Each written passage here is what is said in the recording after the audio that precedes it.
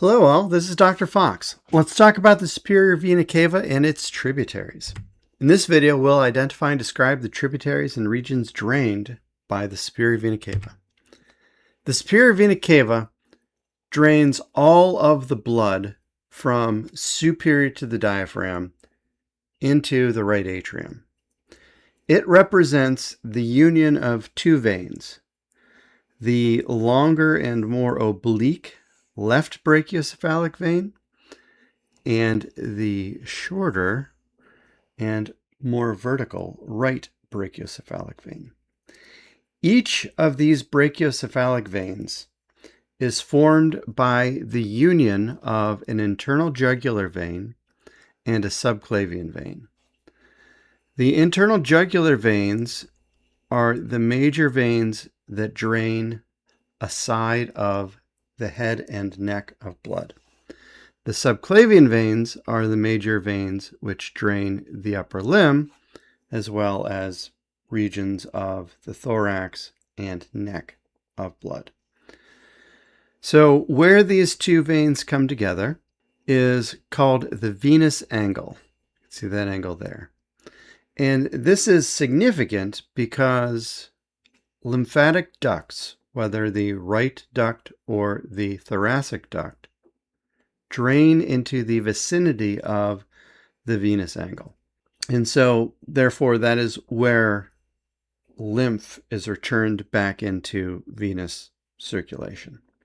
So all of the blood from superior to the diaphragm drained by these brachiocephalic veins into the superior vena cava and into the right atrium of the heart, and all of the lymph from the body returning into venous circulation here as well. So looking at this cadaverically, we can see a very long and oblique left brachiocephalic vein formed by the left internal jugular vein and left subclavian vein. There. The right brachiocephalic vein is shorter and more vertical, and it's formed by the right internal jugular vein and right subclavian vein. So the head and neck are being drained by the internal jugular veins, or the IJV, and the upper limbs, thorax, and neck by the subclavian veins. So through the brachiocephalic down into the superior vena cava and into the right atrium of the heart. Now looking at the upper limb, there are two sets of veins. There's the superficial veins and the deep veins. The superficial veins are running through the sub-Q.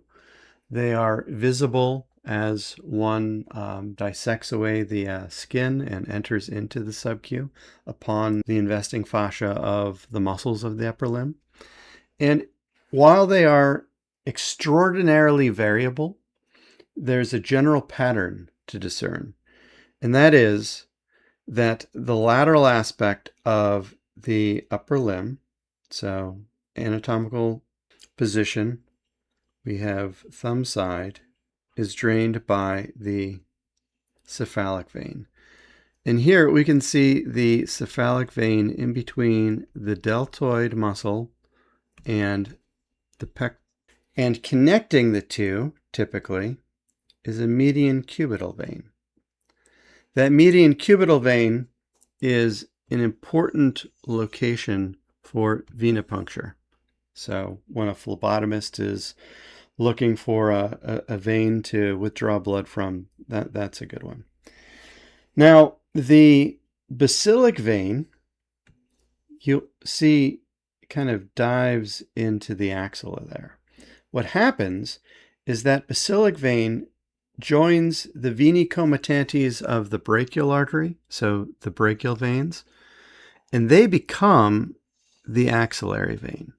So basilic plus brachial veins equals the axillary vein. Now, as that axillary vein traverses the axilla, eventually the cephalic vein will drain into it. The last thing that I'd like to mention on this is that the deep veins are all veni comitantes. So for instance, there is a radial artery and its veni comitantes are the radial veins. There's an ulnar artery and its veni comitantes are the ulnar veins. There's the brachial artery and its veni comitantes are the brachial veins. So if you know the pattern of arteries of the upper limb, all of the deep ones are just veni comitantes of those named arteries. So let's assess our knowledge. The venous angle is the union of the subclavian vein with which other vein? External jugular? No. Inferior vena cava? No. Internal jugular vein? Yes, correct. Superior vena cava? No. C, internal jugular vein is the correct answer. Thank you so much for your time, and I look forward to talking to you in the next video. Bye.